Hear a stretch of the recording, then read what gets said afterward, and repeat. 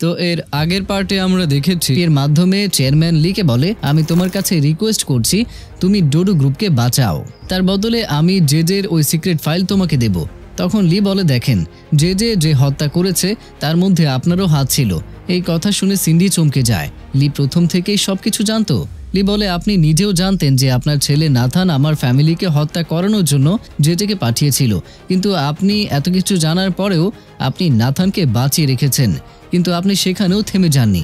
আপনি তো আমার কোম্পানিও আমার থেকে ছিনিয়ে নিয়েছেন, আমার হাসপাতালকে পুড়িয়ে দিয়েছেন।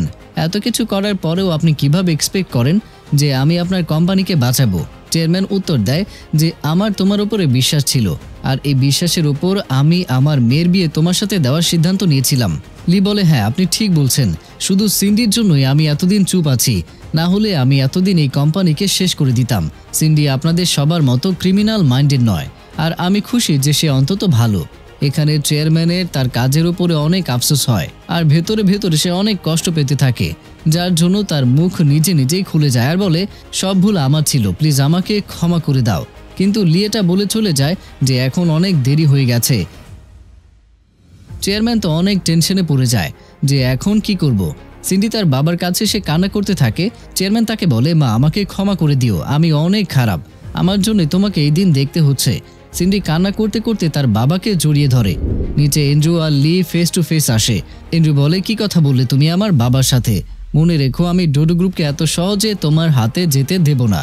লি বলে, একটা কথা বলো, তুমি কে ডোডো গ্রুপকে আমার হাতে দেওয়ার? আমার তো একদম পুরো হক আছে ডোডো গ্রুপ আমার হাতে নেওয়ার, এতটা বন্ডস আছে আমার কাছে, বুঝতে পেরেছো? এন্ড্রু রেগে লিকে ঘুষি মেরে দেয়। লিও চুপ করে থাকে না, সে তো হিরোর মতো এন্ড্রুকে ঘুষি মেরে দেয়। সেখানে গন্ডগোল শুরু হয়ে যায়। অবশেষে জন এসে তাদেরকে আলাদা করে, তারপর এন্ড্রু চলে যায়। কিন্তু লি অনেক টেনশন করে আর বলে, এন্ড্রু এই মামলা এগিয়ে নিয়ে যাওয়ার আগে আপনারা ডোডো গ্রুপের বিড লাগান, এরকম অবস্থা করেন যাতে সবথেকে বেশি অ্যামাউন্ট বিড করে আমরা ডোডো গ্রুপ কিনতে পারি, তারপরে আমাদের বন্ডসের ব্যবস্থা করতে হবে। অন্যদিকে নাথান সিন্ডিকে পট্টি পরাতে শুরু করে যে, দেখেছো তুমি লিয়ের আসল রূপ, সে আমার আর বাবার থেকে বদলা নেওয়ার জন্য তোমাকে ব্যবহার করছিল, আর তুমি তাকে নিয়ে স্বপ্ন দেখছিলে। এখনো কিছু শেষ হয়নি, তুমি আমার সাথে জয়েন করো, আমরা দুজন একসাথে হয়ে ওই লিকে মজা দেখাবো, শেষ করে দেব তাকে। এসব শুনে সিন্ডি নাথানকে এত জোরে একটা থাপড় মারে আর বলে, তুমি কোনো জন্মেই শুধরাবে না। পরে সিনে সিন্ডি একটা লোকাল বারে বসে ড্রিঙ্ক করছিল, তার উপর নিজের অনেক ঘৃণা হচ্ছিল, কারণ তার বাবা আর তার ভাইয়ের জন্য লি বেচারা তার ফ্যামিলিকে হারিয়েছে, তার জীবন শেষ হয়ে গেছে। আর সিন্ডির মনে হয় লি তাকেও হয়তো ভুল ভাবছে। কিন্তু সেখানে লি এসে সিন্ডির হাত থেকে ড্রিঙ্কস ছিনিয়ে নেয় আর বলে, কি করছো তুমি? কিন্তু সিন্ডি কিছু না বলে উঠে চলে যায়, কারণ সিন্ডি লিয়ের চোখে চোখ রেখে কথা বলতে পারছে না, সে অনেক লজ্জা পাচ্ছে। কিন্তু লি তাকে থামিয়ে দেয়। তখন সিন্ডি কান্না করে আর বলে, আমাকে ছেড়ে দাও, আমি তোমার শত্রুর মেয়ে, তুমি জানতে যে আমার বাবা আর ভাই মিলে তোমার সাথে এত বড় অন্যায় করেছে, তারপরেও তুমি একটা ভালো বন্ধুর মতো আমার সাথে ভালো ব্যবহার করেছো। আমার বাবা আর আমার ভাই খারাপ হয়েছে, এর মধ্যে আমার কি ভুল?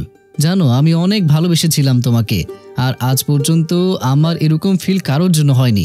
আমার সত্যি তোমাকে অনেক ভালো লাগে, কিন্তু এখন আমার ওই ফিলিংস বোঝা মনে হচ্ছে। সবকিছু জেনে শুনেও তুমি আমাকে তোমার এতটা কাছে কেন আসতে দিয়েছো?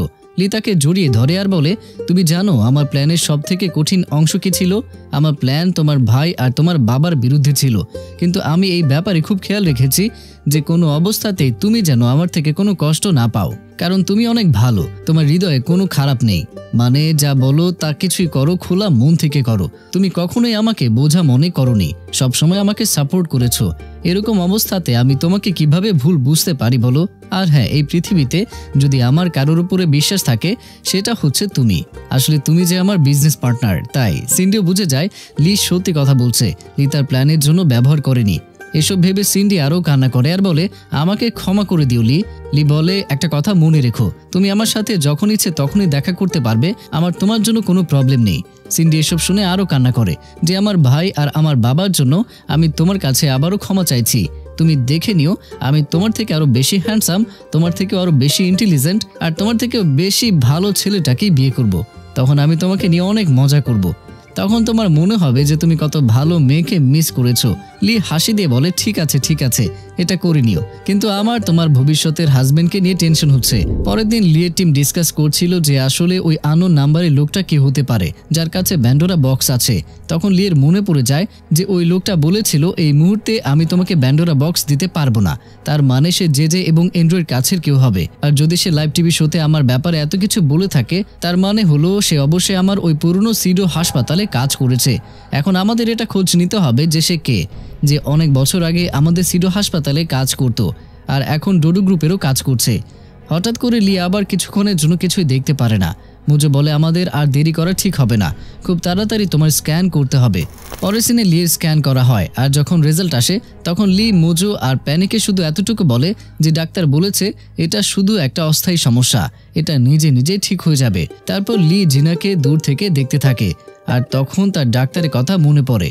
আসলে ডাক্তার বলেছিল খুব তাড়াতাড়ি আপনার চোখের আলো একদম চলে যাবে, কিছু মাসের কথা, তারপর আপনি একদম অন্ধ হয়ে যাবেন। আর এটা কোনো সার্জারির মাধ্যমে ঠিক করা যাবে না, কারণ আপনার চোখ অনেক ড্যামেজ হয়ে গেছে।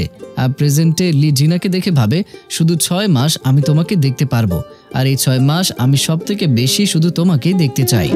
হাতে সারায় কিন্তু মুখে বলে না, আমার কাছে আইলে বন্ধু আমারে পাইবা না। অন্যদিকে জেডে ড্রিঙ্ক করছিল। বডিগার্ডকে বলে আর কিছু হবে না, সবকিছু মাটিতে মিশে যাবে। তখন সেখানে নাথান এসে বলে ডোডো গ্রুপ কত বিপদের মুখে আছে আর তুমি এখানে ড্রিঙ্কস করছো। জানো লি ডোডো গ্রুপকে কিনতে যাচ্ছে, তুমি কিছুই করতে পারবে না তার বিরুদ্ধে। এই কথা শুনে জেজে চমকে যায় আর বলে কি লি ডোডো গ্রুপ কিনতে যাচ্ছে? সে তাড়াতাড়ি এন্ড্রুকে কল করে। তখন এন্ড্রু জেজেকে বলে এখন আমার তোমার গোলাম হয়ে থাকার কোনো প্রয়োজন নেই, কারণ যে ডোডো গ্রুপের জন্য আমি তোমার পার্টনার হয়েছিলাম সেটা হাত থেকে বের হতে যাচ্ছে।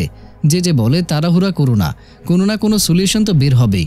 কিন্তু এন্ড্রু বলে এরপর থেকে আমাকে আর কল করবে না। এটা বলে সে কল কেটে দেয়। এদিকে জেজের আরও টেনশন হয়। নাথান বলে আমাদের কোনোভাবে এন্ড্রুর কাছ থেকে ওই ব্যান্ডোরা বক্সটাকে নিতে হবে, তার মধ্যে আমারও সিক্রেট ফাইল আছে।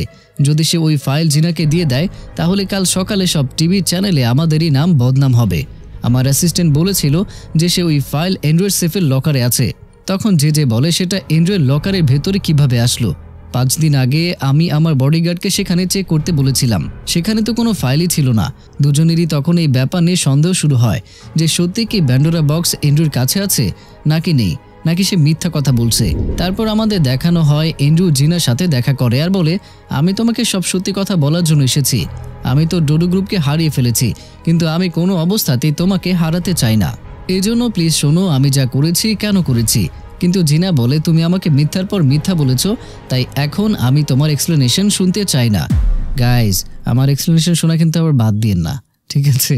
তো এন্ড্রু তখন বলে ব্যান্ডোরা বক্স আমার কাছে আছে আর আমি সেটা তোমাকে দিব, তুমি শুধু আমাকে ছেড়ে দিও না। এই কথা শুনে জিনা চমকে যায় যে ব্যান্ডোরা বক্স এন্ড্রুর কাছে আছে। অন্যদিকে মোজো এটা খোঁজ নেয় যে এন্ড্রুর লকার থেকে যে লোক ব্যান্ডোরা বক্স চুরি করেছিল সে লিকে কল করে ফাইলসের বদলে $5 মিলিয়ন চেয়েছিল। আর সে অন্য কেউই না বরং নাথানের অ্যাসিস্ট্যান্ট। সে কিছুদিন হলো তার ফ্যামিলির সবাইকে বিদেশে পাঠিয়ে দিয়েছে আর সে তার অ্যাপার্টমেন্টটিও বিক্রি করতে যাচ্ছে।